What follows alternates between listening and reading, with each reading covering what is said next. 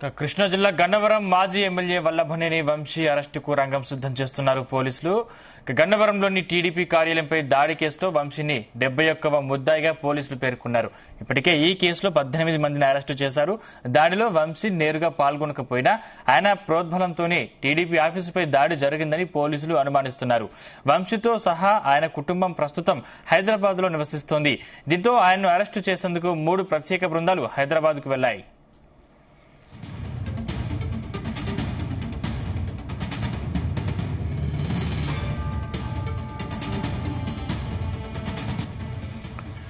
కృష్ణా జిల్లా గన్నవరం మాజీ ఎమ్మెల్యే వల్లభనేని వంశీ అరెస్టుకు రంగం సిద్ధం చేస్తున్నారు పోలీసులు. గన్నవరంలోని టీడీపీ కార్యాలయంపై దాడి కేసులో వంశీని 71వ ముద్దాయిగా పోలీసులు పేర్కొన్నారు. ఇప్పటికే ఈ కేసులో 18 మందిని అరెస్టు చేశారు. దాడిలో వంశీ నేరుగా పాల్గొనకపోయినా ఆయన ప్రోద్బలంతోనే టీడీపీ ఆఫీసుపై దాడి జరిగిందని పోలీసులు అనుమానిస్తున్నారు. వంశీతో సహా ఆయన కుటుంబం ప్రస్తుతం హైదరాబాద్ లో నివసిస్తోంది. దీంతో ఆయన్ను అరెస్టు చేసేందుకు 3 ప్రత్యేక బృందాలు హైదరాబాద్ కు వెళ్లాయి. ఇదే అంశానికి సంబంధించిన మరింత పూర్తి సమాచారం మా ప్రతినిధి నాగేశ్వరరావు అందిస్తారు. Nageswararao, Sandeep, good morning.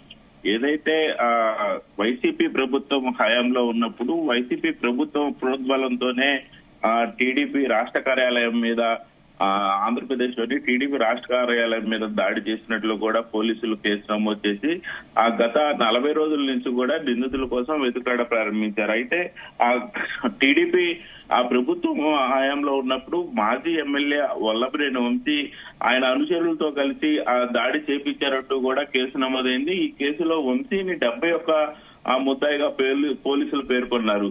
అయితే ఈ నేపథ్యంలోనే హనుమాన్ జంక్షన్ పరిసర ప్రాంతాల్లో గానీ హైదరాబాద్ లో గానీ వల్లభనేని వంశీ ఉన్నట్టు కూడా భావిస్తా ఉన్నారు. ఈ నేపథ్యంలోనే 4 బృందాలుగా పోలీసులు వెతుకులాడ ప్రారంభించారు.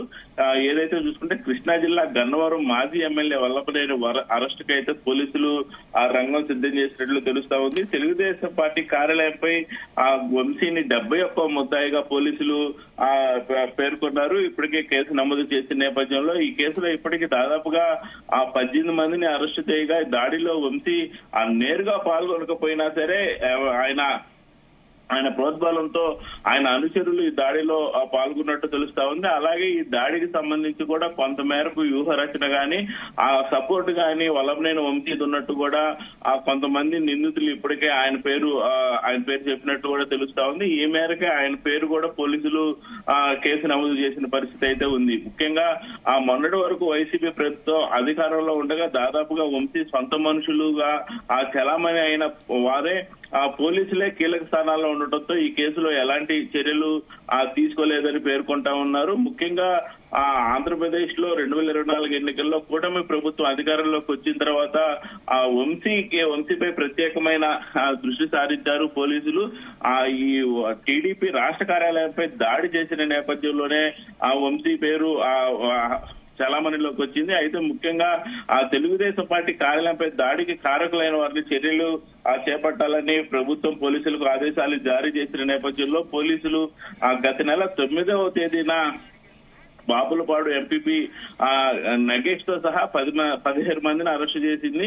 ఆ తర్వాత మరో 3 కూడా అరెస్టు చేసిన నేపథ్యం. అయితే మిగతా వారందరూ కూడా పరారీలో ఉన్న నేపథ్యంలో పోలీసులు వంశీతో సహా పలువురు కీలక నిందితుల్ని వదిలేశారంటూ తెలుగుదేశం పార్టీ శ్రేణుల నుంచి పెద్ద ఎత్తున విమర్శలు వచ్చాయి. అయితే ముఖ్యంగా తెలుగుదేశం పార్టీ ఐటీడీపీ సోషల్ మీడియాకు సంబంధించి పెద్ద ఎత్తున కూడా టీడీపీ వారిని వదిలేస్తున్నారంటూ పెద్ద ఎత్తున కామెంట్లు చేస్తున్న నేపథ్యం. ముఖ్యంగా హోంమంత్రి పవన్ కళ్యాణ్ గాని ముఖ్యమంత్రి చంద్రబాబు నాయుడు గాని ఖచ్చితంగా దీని గురించి పట్టించుకోవాలని, టీడీపీ ఆత్మఘోష వినాలని, టీడీపీ శ్రేణులకు సంబంధించి బాధలు పట్టించుకోవాలని కూడా పెద్ద ఎత్తున పోస్టులు పెట్టారు.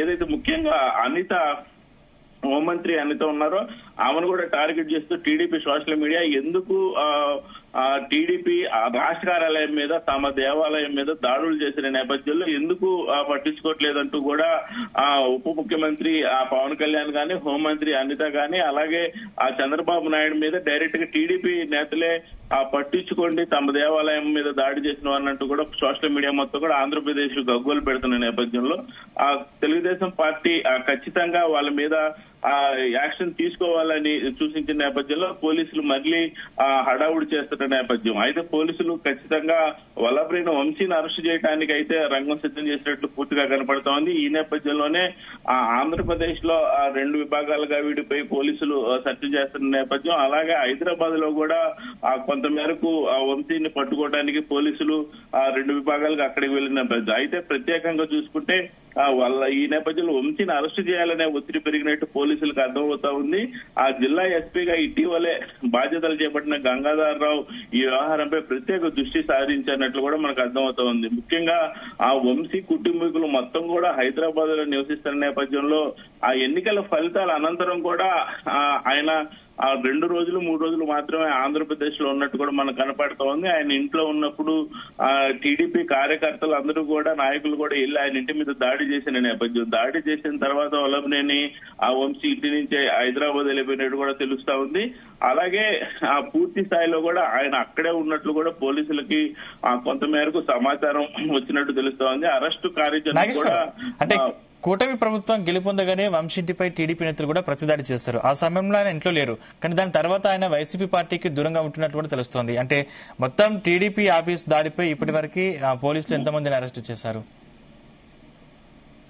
ఏదైతే ఎన్డీఏ కూటమి గెలుపొందిన నేపథ్యంలో 2వ రోజున వల్లభనేని వంశీ ఇంటిపై టీడీపీ నాయకులు దాడి చేశారు. దాడి చేసిన క్రమంలో వల్లభనేని వంశీ ఆ ఇంట్లోనే ఉన్న వీడియో కూడా మనకి ప్రచారంలోకి వచ్చింది. అయితే వల్లభనేని వంశీకి సంబంధించి ఎప్పుడైతే టీడీపీ నాయకులు దాడి చేశారో దాడి చేసిన తర్వాత రోజు నుంచి కూడా వల్లభనేని వంశీ ఎక్కడ అంటూ కూడా పెద్ద ఎత్తున మీడియాలో కథనాలు వచ్చినాయి. అప్పటి నుంచి కూడా వల్లభనేని వంశీ పూర్తి స్థాయిలో కూడా ఆంధ్రప్రదేశ్ కు దూరమైనట్లే తెలుస్తా ఉంది. అయితే ఆ వంశీ ఇప్పటికే అమెరికా వెళ్లిపోయి కూడా ఉంటారు అన్న ప్రచారం కూడా కొంత మేరకు జరుగుతున్నప్పటికీ ఈ కేసులు అయితే ప్రధానంగా చూసుకుంటే ఇప్పటికీ కేసులు 18 మంది నిందితులుగా 18 మందిని అయితే అరెస్ట్ చేశారు. దాదాపుగా 80 మంది నిందితులుగా గుర్తించారు. 80 మంది నిందితులకు సంబంధించి కూడా ఏదైతే ఆళ్ల రామకృష్ణారెడ్డి గుంటూరుకు చెందిన ఎమ్మెల్సీ లేళ్ల అప్పిరెడ్డి వల్లభనేని వంశీ వీళ్ళ 3 అనుచరులే ప్రధానంగా దాడి చేసినట్టు కూడా పోలీసులు ఆ కేసు నమోదు చేశారు. వీరందరినీ కూడా అరెస్ట్ చేయడానికి అయితే రంగం సిద్ధం చేశారు.